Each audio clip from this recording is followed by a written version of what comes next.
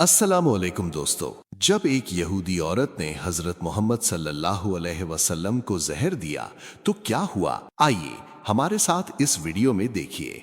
ایک یہودی عورت نے جب نبی اکرم صلی اللہ علیہ وآلہ وسلم کو زہر دیا تو آپ صلی اللہ علیہ وآلہ وسلم کے ساتھ کیا ہوا؟ صحابہ کرام نے کیا دیکھا؟ معزز دوستو، خیبر کی فتح کے بعد کا زمانہ تھا۔ قلعے مسلمانوں کے قبضے میں آ چکے تھے اور وہ لوگ جو پہلے مسلمانوں کے خلاف سازشیں کرتے تھے اب خاموش ہو گئے تھے، لیکن شکست کے بعد بھی بعض دلوں میں دشمنی باقی تھی۔ اسی ماحول میں ایک عورت کا ذکر ملتا ہے جسے تاریخ میں زینب بنت الحارث کے نام سے یاد کیا جاتا ہے۔ اس کے گھر کے کچھ افراد جنگ میں مارے گئے تھے، اسی وجہ سے اس کے دل میں غم اور غصہ دونوں موجود تھے۔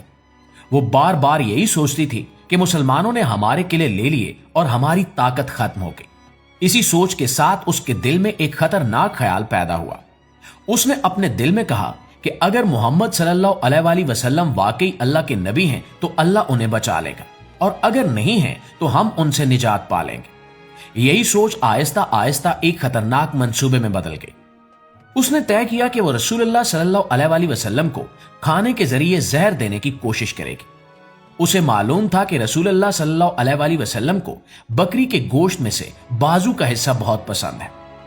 اس نے اسی حصے کو اپنے منصوبے کا مرکز بنایا۔ اس نے ایک بکری ذبح کی، اسے اچھی طرح پکایا اور پھر اس میں زہر ملا دیا۔ خاص طور پر بازو کے گوشت میں زیادہ زہر رکھا تاکہ اس کا منصوبہ کامیاب ہو جائے۔ دوستو، بظاہر یہ ایک عام سا تحفہ تھا، مگر اس کے اندر ایک خطرناک سازش چھپی ہوئی تھی۔ جب کھانا تیار ہو گیا تو وہ اسے بطور ہدیہ رسول اللہ صلی اللہ علیہ وآلہ وسلم کے پاس لے آئی۔ اس وقت خیبر کی فضا پرسکون تھی اور صحابہ کرام آپ صلی اللہ علیہ وآلہ وسلم کے ساتھ موجود تھے۔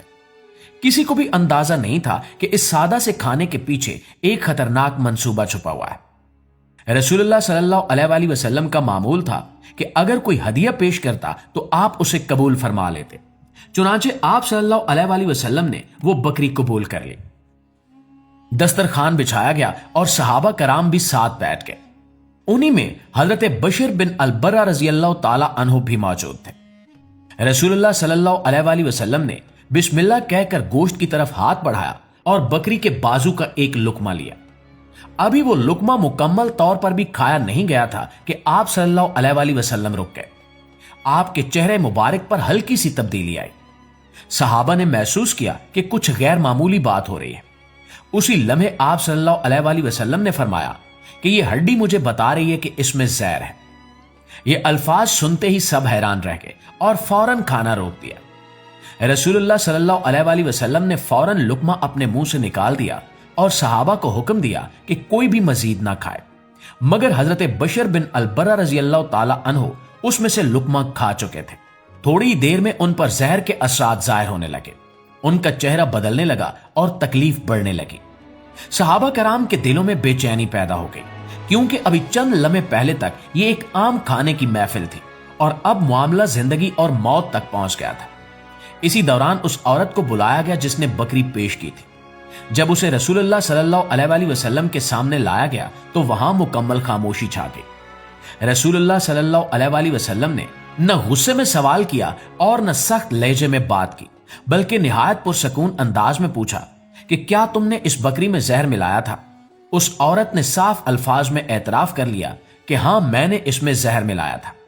جب اس سے پوچھا گیا کہ تم نے ایسا کیوں کیا تو اس نے جواب دیا کہ میں نے سوچا اگر آپ واقعی نبی ہیں تو اللہ آپ کو بچا لے گا، اور اگر نہیں ہیں تو ہمیں آپ سے نجات مل جائے گی۔ یہ جواب سن کر بھی رسول اللہ صلی اللہ علیہ وآلہ وسلم نے صبر اور وقار کا مظاہرہ کیا۔ آپ صلی اللہ علیہ وآلہ وسلم کے چہرے پر غصے کے آثار نہیں تھے، حالانکہ آپ کی جان پر حملہ کیا گیا تھا۔